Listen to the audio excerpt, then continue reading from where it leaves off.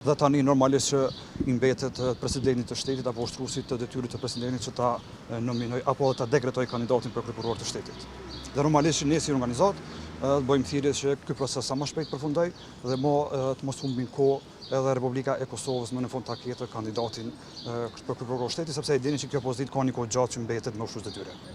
Ka gjykime gjykatës kushtetuese që e kanë bërë qartë që për shkak të administrimit të procesit të drejtësisë edhe ushtruesi i detyrës kryeprokurorit së presidentit faktikisht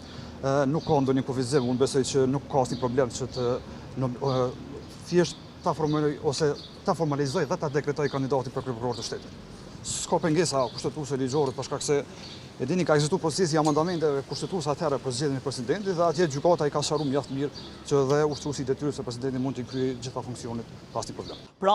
sot përfundoi edhe procedura sa i përket pjesës që ka pas Këshilli Prokurorial i Kosovës. Këshilli Prokurorial e nominoi zotrin Gashi për kryeprokuror të shtetit. Tash e kemi procedurën tek presidentja e shtetit për ta dekretuar të njëjtin. Republika e Kosovës ka mbetur me ushtrues detyre gati 5 vite. Pozita e